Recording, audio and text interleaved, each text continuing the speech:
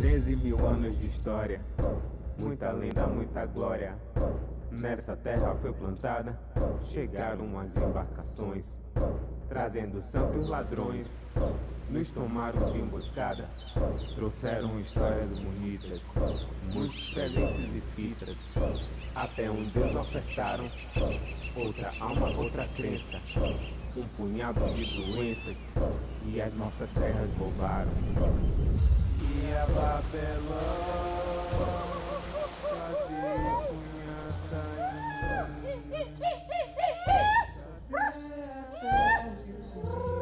Quem disse que fomos descobertos? Nós fomos invadidos. Nossa história não tem apenas 500 anos. Nós descobrimos todo esse continente onde vivemos.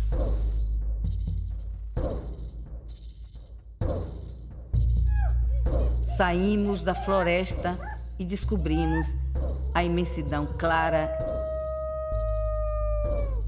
e cintilante do mar. Potiguar, Caeté, Tupiniquim, Temiminó, Tamoio, Tabajara, Tupinaê, traduzidos em um único nome, Tupinambá.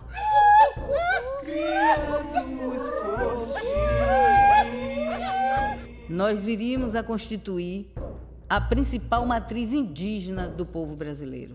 Glória Sul! Nós estávamos na linha de frente quando os europeus chegaram. De início, fomos tomados pelo espanto e pela desconfiança, e também pela curiosidade. Era o espaço da novidade absoluta. Quem tinha visto antes homens tão diferentes, falando línguas incompreensíveis, trazendo novas ferramentas, estranhos animais e novas plantas? Eles não paravam de chegar, pareciam infinitos. O que haveria do outro lado do mar? Qual a origem do poder deles? Logo, os homens brancos empunharam suas armas de guerra contra nós. Nosso mundo conheceu a barbárie sob o nome de civilização. Nós enfrentamos uma série de violências, mas soubemos nos manter unidos em torno dos antigos aldeamentos missionários. Fez-se o silêncio. Nosso mundo caiu, mas nós tornamos a levantar. Tupinambá, parente de Pataxó, parente dos Quiriris e também dos Gaiapó, parente dos Quiriris e também dos Gaiapó.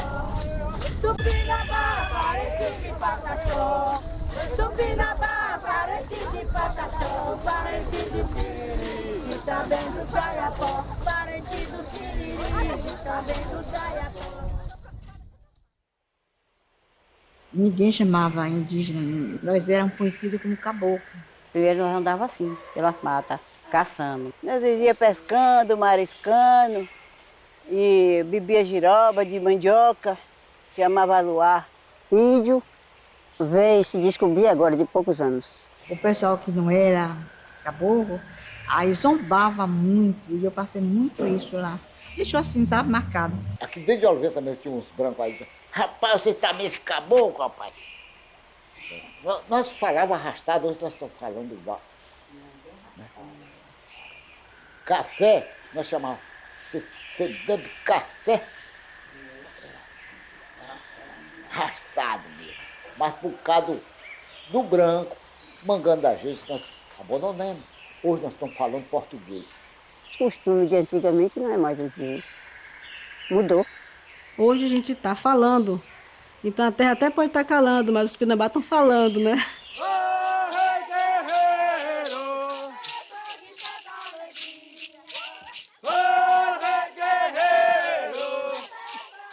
Viemos lá do Oriente, descendo pelo Estreito de Bering.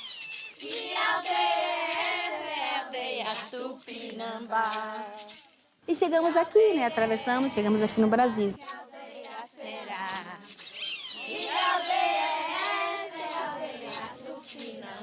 E nesse conhecimento, fica muito mais nítido a nossa consciência ancestral, de que nós pertencemos ao planeta. O planeta é nosso, a Terra é nossa. Porque a gente estava de um polo e veio para o outro, né? Na Serra do Padeiro, eu avistei o mar. Na Serra do Padeiro, eu avistei o mar. Eu estou na aldeia do... Quando os portugueses chegou aqui, nós já navegava. Nós já fazia clonagem de plantas, já fazia modificação de planta, domesticação de vários tipos de planta para transformar em plantas venenosas em planta alimentícia. Então isso é uma alta tecnologia feita com conhecimento do dia a dia que demorou milhares de anos para alcançar essa tecnologia.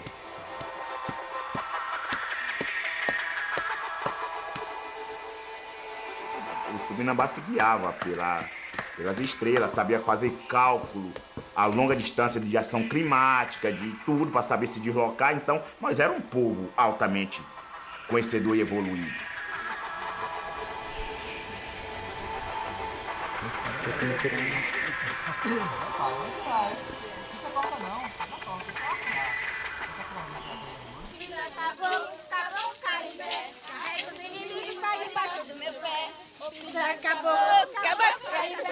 Aqueles que chegavam seriam por a gente abraçados. Mas as intenções, né, que estavam por trás daqueles comerciantes, né, do modelo de vida europeu, foi perverso. Os piores que vieram de fora, estrupadores, malfeitores, e aí que estavam nos litorais e pegaram todas essas pessoas e foram se misturando, mas à base da violência. Eles perseguiram, aniquilaram nossos sábios, mataram nossos principais, nossos estudiosos, né? Então, eles foram eficazes nessa questão de matar. Durante todo esse período, e aí a gente pode dizer, nós só encontramos guerra. Que a luta aqui sempre foi pesada, perversa, com muita violência, né? Desde Mendiçá, lá em 1559, depois com as missões jesuíticas, um impacto cultural muito grande, né? Para ensinar uma cultura diferente que não existia aqui, era sempre a forma de ser do nosso povo.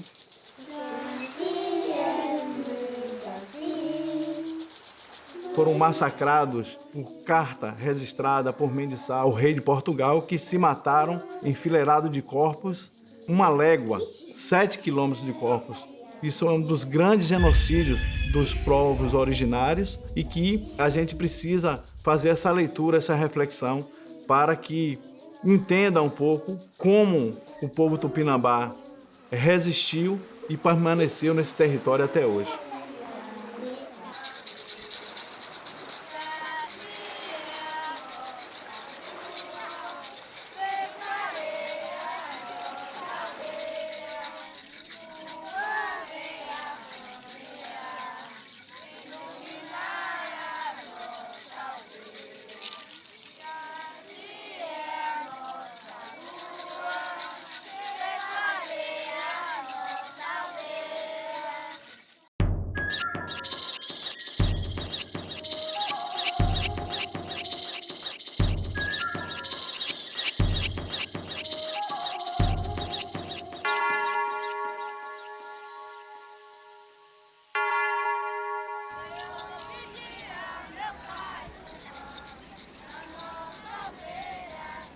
Olivença passa a ser um aldeamento jesuítico, aonde foram postos aqueles que sobraram, né?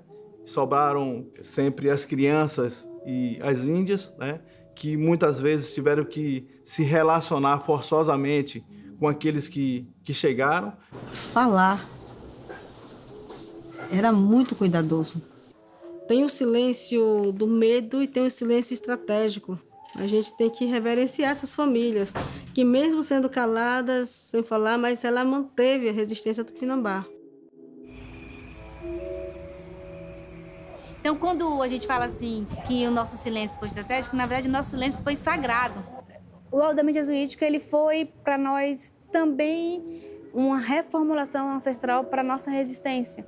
Então, se não houvesse aquele aldeamento jesuítico, a gente poderia não estar mesmo hoje aqui. É uma nação, é um povo. E como um povo, a gente tem que fingir um pouco de morto para sobreviver, que nós somos minoria, né? Senão sermos esmagados por esses poderosos. Então, o papel da igreja, ela teve um papel extremamente ruim, né, na colonização, né? Mas depois a gente acredita que nós estamos fazendo o processo de minha culpa é tão grande culpa, e vendo de que maneira a gente pode remediar essa nossa presença junto aos povos indígenas. Então nós temos experiência que é só estar presente entre eles, né? Sem estar doutrinando, né? Sem estar querendo abrir a cabeça das pessoas para enfiar Jesus dentro, como se algumas religiões infelizmente fazem, inclusive a nossa. Através da lei pombalina, né? Essa região aqui chegou portugueses, pessoas não índias, chegaram negros que estavam em situação de fuga. Misturou tanto o povo brasileiro, para nós lá, no caso, era tanta mistura. Existia o quilombo lá no Rio do Santana, era um quilombo no Rio do Santana, em Ilhéus, e vários povos. Então, havia mistura, mas para nós porque é diferente mesmo. Logo em seguida, essas terras indígenas começaram a ser doadas para aqueles que já reivindicavam, né, o direito à posse em detrimento do direito legítimo dos indígenas. Existiam muitas fazendas dentro do território que também trabalhavam com a mão de obra indígena escrava. Tinha esse processo do trabalho escravo, nunca pegava em negócio de dinheiro, não existia dinheiro. Essa história de dizer que os índios não aceitaram a escravidão ou que não foram escravizados, isso é uma mentira, isso é uma falácia, porque 500 anos, né, até hoje, a luta constante, né, desse tipo de relação. Hoje a gente se conversa mais no português que foi nos ensinado, mas quando a gente faz o processo de busca dentro da educação com esses mais antigos, que dizia que quando conversavam na língua, que era coisa proibida, estava fazendo junção de forças para lutar contra o governo, então os mais velhos diziam que estava cortando língua. Quando sabia que estava fazendo isso, as pessoas eram torturadas, era pregada as orelhas, era arrancada as unhas. E os nossos antepassados, e os nossos avós, e bisavós e tataravós tiveram que fazer essa convivência pacífica, né, para se manter na sua origem, né?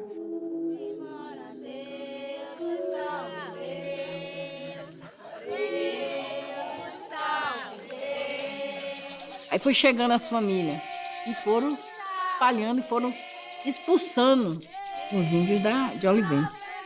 Quem ficou imprensado, e minha avó foi uma das que ficou imprensada, né? Ela ficou em Olivença, a casa dela é de barro, e eles foram para ela e falaram, se não, aqui caiu sua casa, não faz mais. Ou tijolo ou telha, mas barro, palha não. Ela disse, e agora? Aí chamou, que ainda existia o segredo, chamou todo mundo no segredo, falou, olha, a partir de amanhã, quem for no mato, traz a vara. Quem for lá na água, traz o barro. E vamos juntar aqui. Fez por dentro, aí deu uma chuva, aí de fora caiu, aí a outra estava. Eles foram lá. Mas você, ela disse, aqui é meu, aqui eu só saio pro cemitério.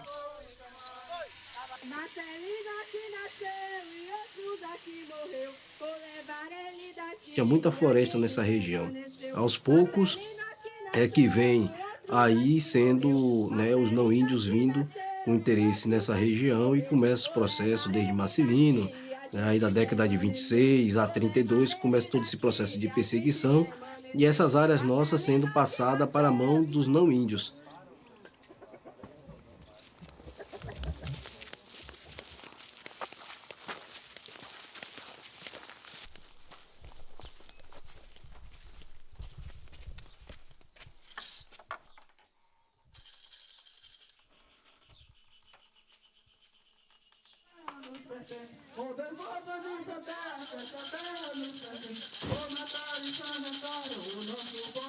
Aqui era território Pataxó e Tupinambá, e aqui era o território de Tupinambá. Isso aqui tudo era floresta e era tudo emendado aqui. Podia sair daqui e atravessar um território indígena até chegar aqui. E que era também área de caça deles, os refúgios, né? ficar longe das perseguições, sempre veio para aqui. Mas isso aqui tudo era território. Aí depois, como reduziram, foi criando essas pequenas cidades, né, em volta do nosso território, e hoje o que cabe a gente é procurar viver no que restou. Quem segurou mesmo foi os Tupinambá. Os Pataxó aceitaram as transferências que a FUNAI propôs, mas nós, Tupinambá, não aceitamos essas transferências. Nós resistimos e aqui estamos, né, com ela conquistada. Meu avô Basílio contava que nas épocas das brigas que existiam os ataques contra o Marcelino, contra o Angélico, que eram os grandes guerreiros, e que quando não dava para eles permanecer lá, eles vinham para aqui, para essa região. Essa região, segundo meu avô, sempre foi uma área de caça também dos índios, né? Eu sou sobrinha de Marcelino. Ele vivia na Serra das Trempes, vivia corrido. As moradas dele, as ocas, de pedra. Viu? Ele morava, dormia, comia. Quando começou essa perseguição de Marcelino, as pessoas iam tocando fogo nas palhoças. Isso não corra não, caboclo. Quando ele virou para trás, deram um tiro de fuzil na caixa dos peitos. Bateu, ele caiu, mas a bala não entrou. O cara era encouraçado. Tocaram para Salvador. De Salvador, foi para Rio de Janeiro. E daí desapareceu. Ninguém dá notícia. Não sabe se é vivo, não sabe. Se estiver vivo, já morreu. Marcelino aqui nasceu e outro daqui morreu. Vou levar ele daqui e a gente permaneceu. Marcelino aqui nasceu. Na época que ele estava sendo procurado e pela polícia, né? O pessoal tentando matar ele. E ele, né, se refugiou aqui mesmo, na Serra das Trempes, onde que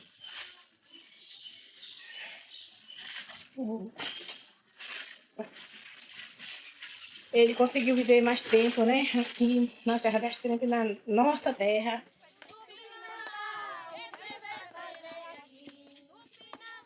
O Marcelino tinha uma dinâmica que os outros não tinham na época. Ele era um articulador, né? A revolta de Marcelino facilitou.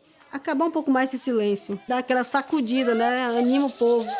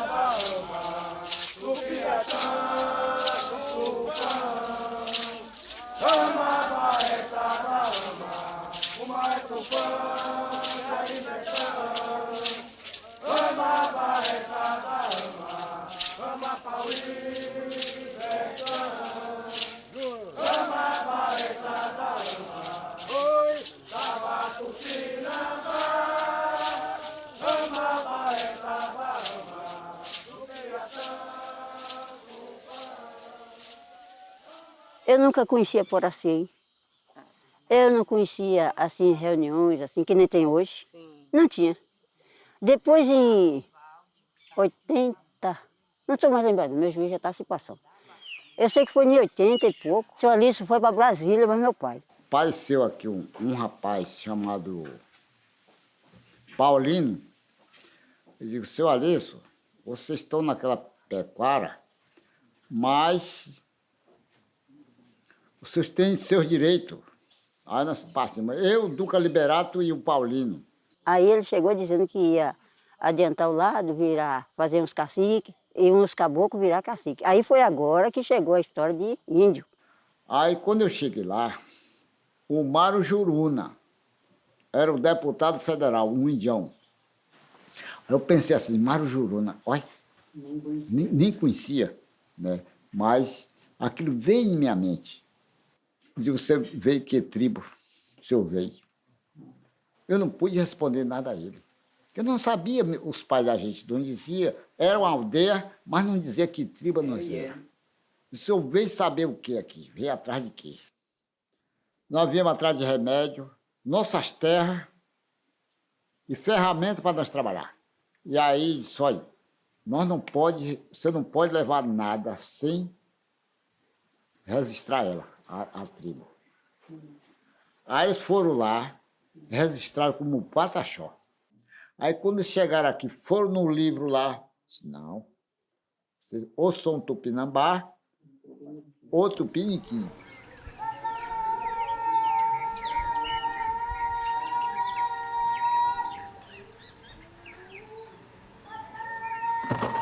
O manto da minha aldeia é de pena de cocá, o manto da minha aldeia é de pena de cocá, meu colar é de semente, meu cocá macucuá. Da Serra do Padeiro eu avistei o mar, eu tô na aldeia, aldeia Tupinambá, eu tô na aldeia, aldeia Tupinambá. O pessoal de Brasília liberou 6 caixas de remédio na FUNAI de Salvador. Isso foi os primeiros trabalhos, né? Primeiro movimento. Aí, depois um pessoal lá, vizinhos, que era tudo, o pessoal não era índio, aí falou que no dia que meu pai fizesse essa reunião lá, eles iam acabar em bala. Ligaram para a federal, quando foi no dia, o homem disse que ia matar meu pai por cima de federal, por cima de tudo. Aí meu pai saiu. E aí parou, pronto. Minha aldeia é essa, aldeia Tupinambá. Essa luta, né, de nós querer o nosso território, os nossos direitos, veio através de muito sofrimento, né? E a primeira porta que apareceu na comunidade foi a Pastoral da Criança. Dona Nivalda teve a ideia de trazer a Pastoral da Criança, nem só para essa comunidade, como para todas as comunidades de Tupinambá, em busca de ter o reconhecimento da terra, né? Se reunia as pessoas, e aí Dona Nivalda incentivou também a nós fazer uma carta, né? Para o bispo, fazer uma carta para o presidente, e aí ficou sem resposta. Foi o tempo que Núbia tomou a frente, né, de todo esse movimento, junto com os anciões. Eu envolvida com a Igreja Católica, acompanhava o padre, ele ia todo domingo, visitava toda a aldeia. Eu me propus com ele a ir para essas visitas, e eu percebi assim que tinha um trabalho voltado à Igreja Católica, que também é chamado Pastoral da Criança, que reunia as mães para pesar aquelas crianças. E eu fui ver uma vez, e assim, pesava as crianças e tchau.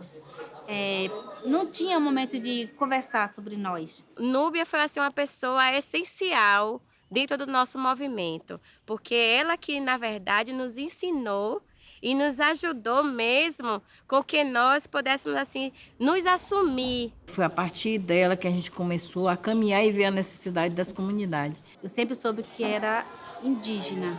Não é um saber só da agora, é um saber que está em mim, que me pertence. Eu falei para a mãe, mãe, eu preciso saber quem é a gente, que povo é esse? Eu cheguei assim, eu não sei. Eu nasci na roça entre 2 pés de piaçaba. Foi lá que eu nasci e vivia um tempão, né? Então, aí ela perguntava, mãe, qual é a sua etnia? Eu cheguei assim, eu não sei nem o que é etnia. Eu não sei nem o que é etnia.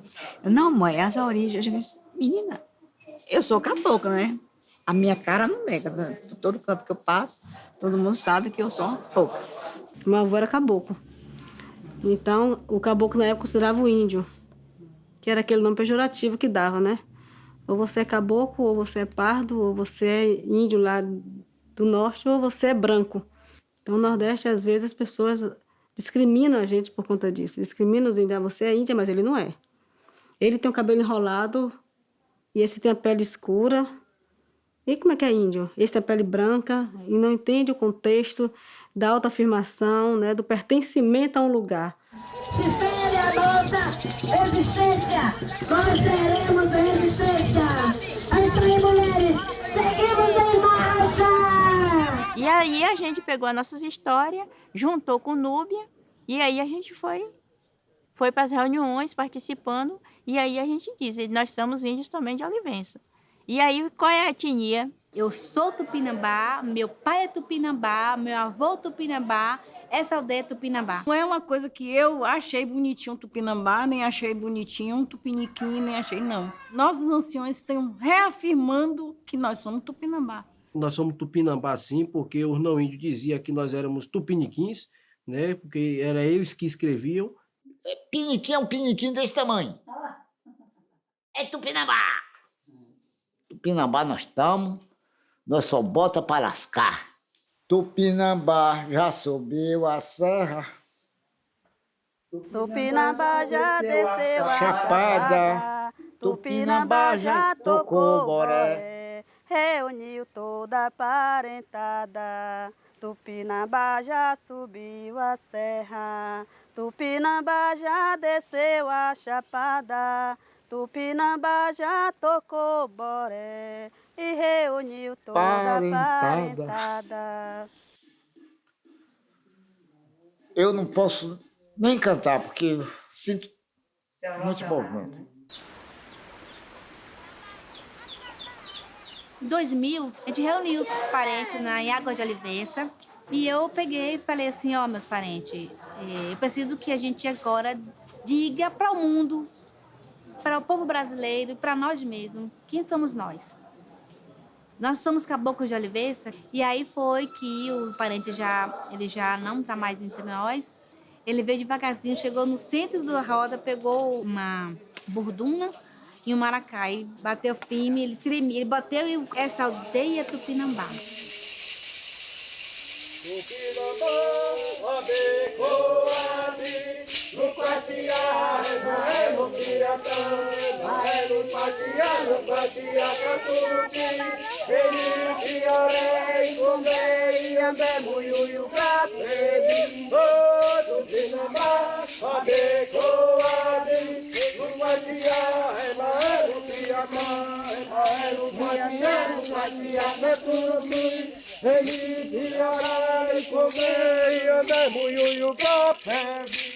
E as mulheres também fizeram muito parte desse renascer do povo tupinambá. Temos muitos caciques, mas foram as mulheres que estavam à frente de tudo. As professoras, as mulheres, a saúde, as mulheres tupinambá estavam com o embrião, estavam germinando, estavam gerando esta semente que ficou lá adormecida. A gente começou a criar dinâmicas diferenciadas dentro do Caporec, que ficou uma marca registrada a partir da vinda de Paulo Freire na região. E Paulo Freire disse, vocês têm um coletivo, vocês têm um movimento de educação. E aí surge a consciência. Então, a vinda de Paulo Freire deu um link assim, na vida da gente, quanto educador. E aí o Caporec traz para a gente refletir e trabalhar em cima dessa questão de gênero, da questão da raça e do pertencimento mesmo, de que raça eu sou, né? O que eu estou fazendo aqui? Essa sensação de pertencimento. Você é índio? Não, sou não. A gente não entendia por que dizia que não, que ele sabia que era. Por que você não quer se assumir como índio? Não, sou não. Mas esse não sou não, você começava a perceber, ter um medo por trás. E aí você vai ver isso no Nossa Senhora da Vitória, no Vilela, em alguns lugares da cidade que as pessoas foram para lá, que não querem voltar por conta desse medo. As reuniões foram acontecendo na aldeia, a gente conseguiu chegar até Serra do Padeiro, expandiu para 22 comunidades, nossas visitas. No início nosso foram estabelecidas 23 comunidades, 22 mais Serra do Padeiro, que se juntou a essa possibilidade de demarcação territorial. Tudo se iniciou assim. Os nossos alunos eram todos indígenas, mas tinham medo de se assumir como tal.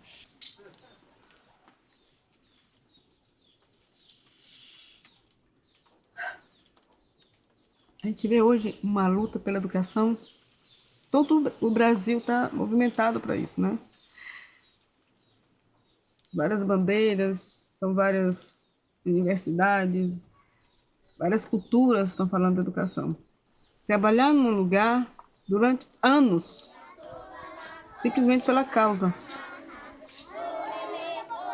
Simplesmente para mostrar e manter viva uma cultura que estava desacordada.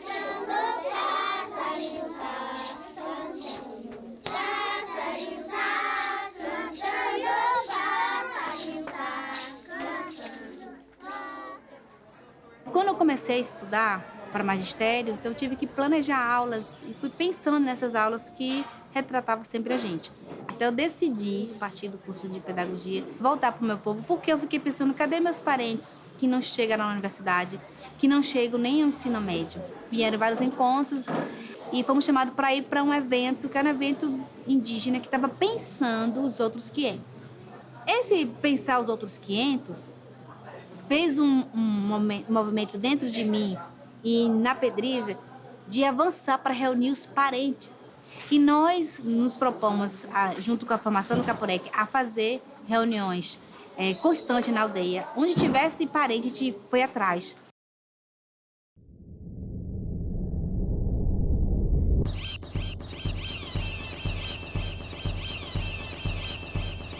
Momento também importante para o povo tupinambá, porque eu não vou falar que foi um momento dramático, foi importante, foi a ida à Coroa Vermelha nos 500 anos.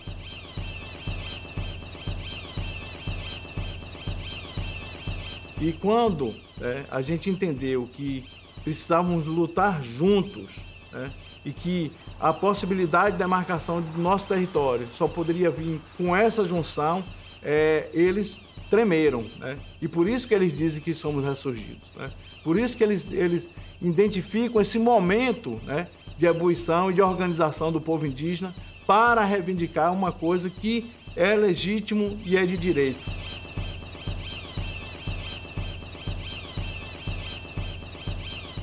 Em Porto Seguro foram 42 pessoas daqui, né, para lá. E sempre quem estava nas reuniões era Núbia, eu e Núbia, né? Tinha um motivo por nós estar calado e tinha um motivo na hora por que nós iria aparecer. Então nós só recebemos autorização espiritual para iniciar no ano 2000.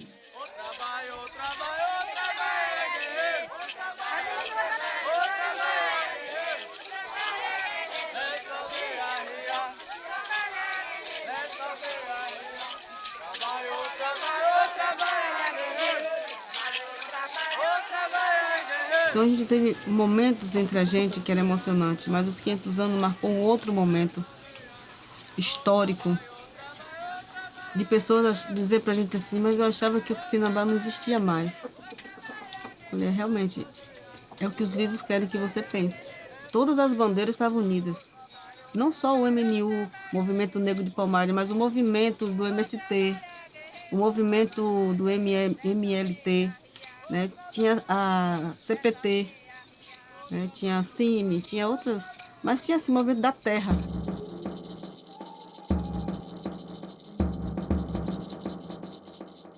Eu acho que o Movimento Brasil Outros 500 permitiu a junção de duas grandes lutas aqui no Brasil, que foi a luta negra e a luta indígena, né?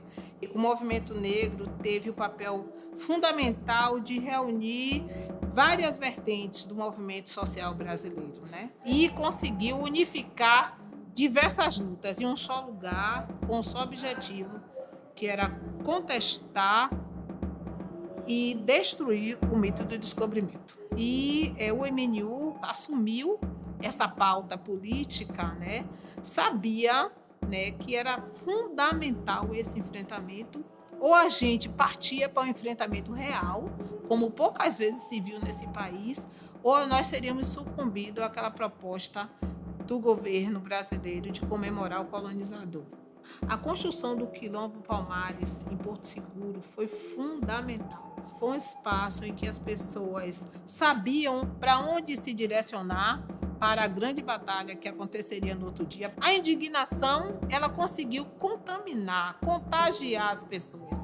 E, principalmente, foi uma questão educativa também, porque era preciso dizer às pessoas que elas estavam sendo enganadas na sua origem, né? Nesse movimento que a gente conseguiu o nosso reconhecimento, né? Que nós já era reconhecido internamente, mas para a sociedade foi em 2000 que nós teve o nosso reconhecimento, né? Mostramos para o governo que nós queria ser reconhecido. Eu moro na mata,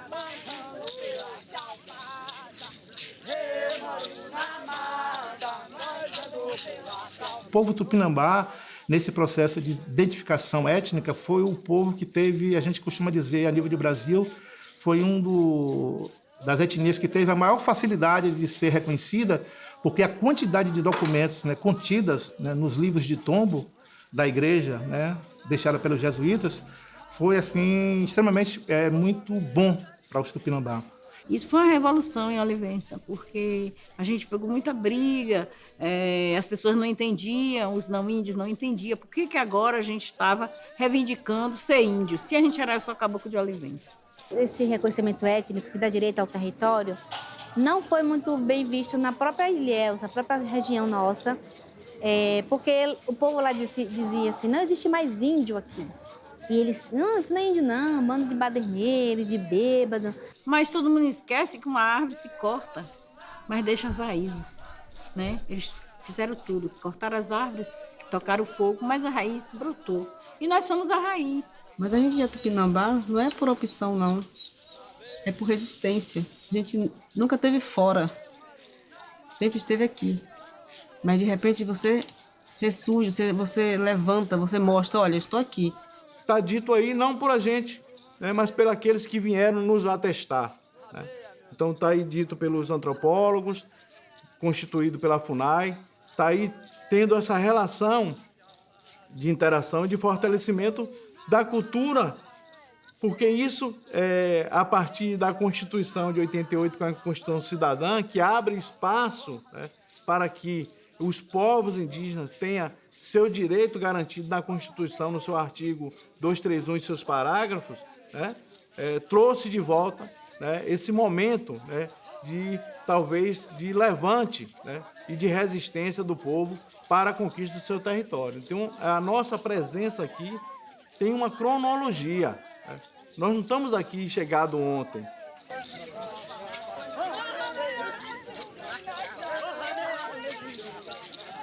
Passamos muitos anos na invisibilidade, mas hoje a gente já tem essa conquista, né? De poder dizer, eu sou tupinambá, eu existo, eu sempre estive aqui, né? A gente tem lutado para mostrar, né? Principalmente para a sociedade de Ilhéus, que Olivença, ela sempre foi uma aldeia, né? Entre, acho que 2004, 2005, mais ou menos, começa aí essas primeiras retomadas dentro do território nosso. E a partir daí, né, são criados também várias outras lideranças, né, aí seu cacique Alício também, já como cacique também, já começa a juntar o povo e também construir outras retomadas, e a partir daí começa a fazer a retomada, de fato, do nosso território sagrado e ancestral do nosso povo. Quando a gente foi para essas áreas que a gente sentiu o baque maior. Eu fiquei 120 dias presa, né? Fiquei 9 dias no presídio de Itabuna e os outros dias em para domiciliar. Então, um dia que eu recebi o telefonema bem tarde da noite, uma voz falando assim, ó, você para com isso, eu estou te ligando, que eu sou advogado de não sei de quem lá, que se eu botasse o pé na aldeia, podia não voltar da aldeia, que também lá tinha gente lá me esperando, gente já preparado. Vamos parar com essa conversa de Tupinambá, que você não tem terra nenhuma, que essa terra aí é terra tudo de terra de veraneio.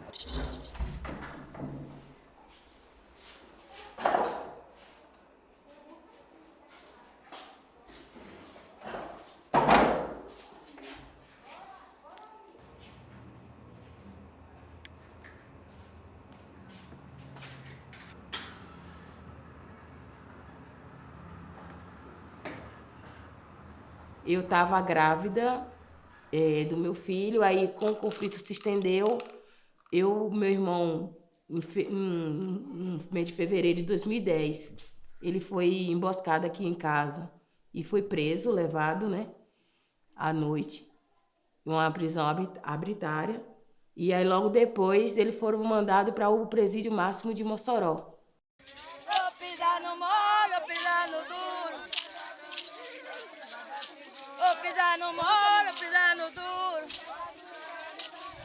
Fizeram um dossiê de 150 páginas, que é uma aberração, que qualquer um que pegar e ler sabe que aquilo ali não bate nem datas, bate com data, muito menos a lógica daquilo ali. É uma fantasia jurídica que criaram, assim, sem pretexto nenhum, meramente para botar a opinião pública contra a nossa tribo. Aí descobre que aquilo ali é uma armação, é uma mentira, e por si só se destrói. E aqueles que é contra nós sempre vai ser, independente do relatório ou não. Não é o relatório que vai fazer a diferença. Porque tem um grupo que tem uma formação contrária a toda a minoria. Índios, ciganos, quilombolas, mulheres, gays. Eles estão formados, eles têm a cabeça deles é aquilo. Então, esses daí, tá de um lado, nós estamos do outro. Então há aí essas formas arbitrárias dentro da nossa região, com mídias que são contrárias, com filhos de coronéis que são juízes, com filhos de coronéis que hoje são delegados de Polícia Federal e que estão nas Forças Armadas e que estão em outros lugares mais. Veio a Força Nacional, a Polícia Federal, Polícia Militar e o Exército. Em 2014, né, foi onde mais assassinou índio. Foi essa época que chegou essa ruma de polícia. Para quê? Eles entravam aqui, os meninos estavam traumatizados já, as crianças.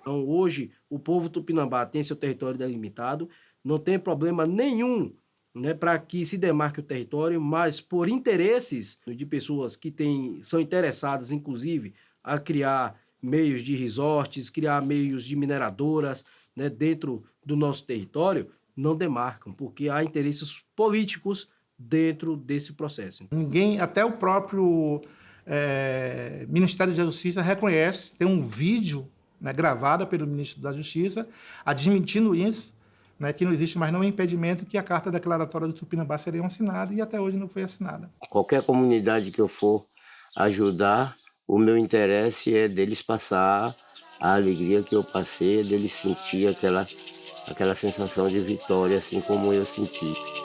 E a sua espada na mão. Hoje, a luta principal não é mais a serra, sim a praia, que é a grande disputa do território. Que é onde está o grande capital internacional querendo tomar tudo. Enfrentar uma concepção financeira que manipula os sonhos e os pensamentos das pessoas é dureza. E nós vamos ter que fazer isso, que nós moramos num paraíso. É a única região de Mata Atlântica preservada, de mar ainda semideserto, onde você tem rio sem ter nenhum esgoto sanitário dentro. Então você tem uma natureza meio que virgem, né? Então o capital quer essas áreas para explorar, porque as outras já destruiu tudo, mas quer destruir essas agora. Então é claro que nós vamos sofrer um impacto. E com isso vem toda a criminalização, negação de direitos, negação de identidade e mais coisita. Faz parte. Como alguém consegue comprar um rio, né? Como alguém consegue comprar uma montanha, uma serra, né? Como alguém consegue comprar uma mata onde tinha os animais que muitas vezes ajudavam na sua sobrevivência e na sobrevivência de sua família. E agora, com a provocação mundialmente, não é uma questão de Brasil, mas no âmbito mundial, há um enfrentamento da direita revolucionária, racista, contra as minorias. E nesse momento as minorias vão ter que se impor perante eles e assim, ó, eu sou dono do meu território, eu sou autossuficiente. Aí você vai descobrir que os índios são autossuficientes do território e aí vai surpreender o mundo.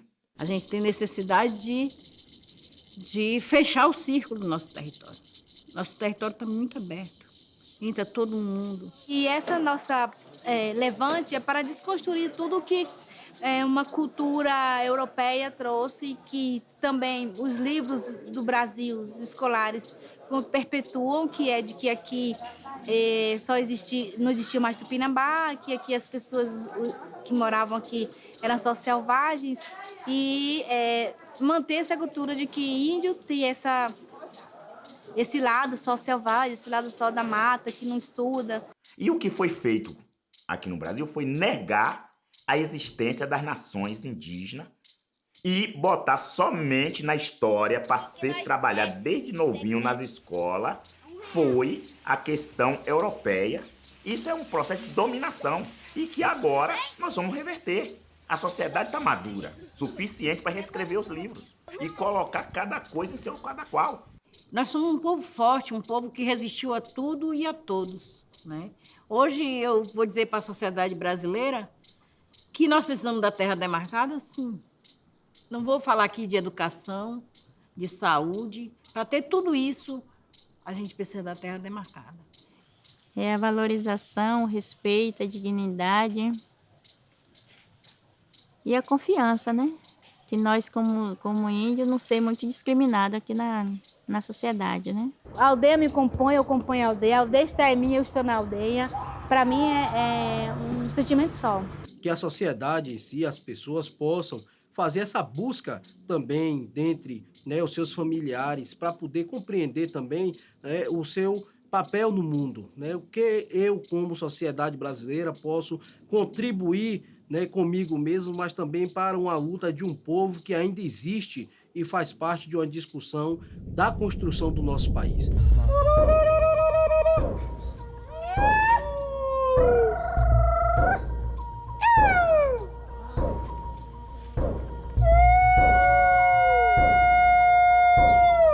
Eu queria mandar uma mensagem para as pessoas que estão nos vendo, né?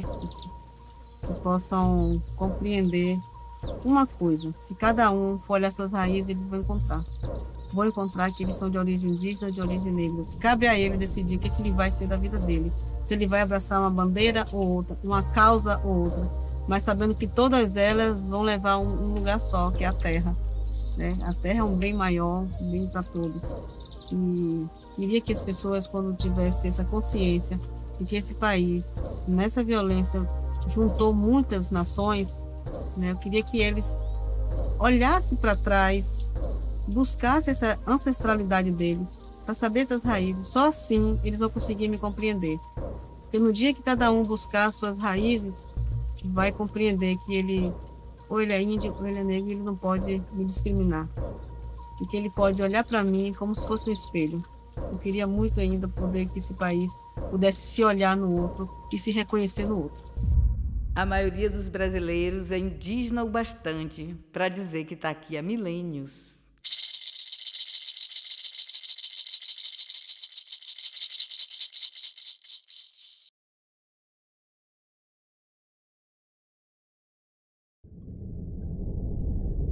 Mil anos de história, muita lenda, muita glória. Nessa terra foi plantada, chegaram as embarcações, trazendo santos ladrões, nos tomaram de emboscada, trouxeram histórias bonitas, muitos presentes e fitas, até um Deus ofertaram, outra alma, outra crença, um punhado de doenças, e as nossas terras roubaram. E a Babeló, cadê Cunhataim? Cadê a terra e os rios, criados por ti?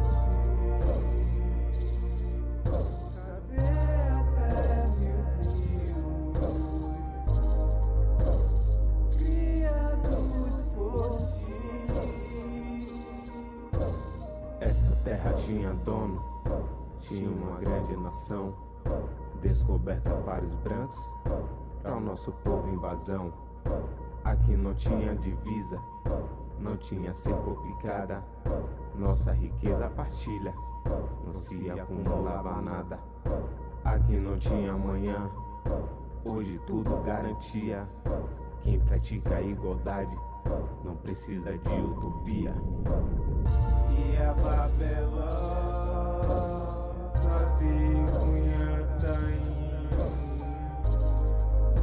Cadê Adélios, criados por ti? Cadê Adélios,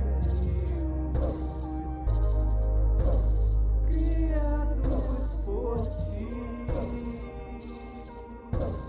500 anos de saques, muitos golpes e massacres contra os povos da floresta, missionários navegantes, assassinos bandeirantes, vão ser lembrados com festas.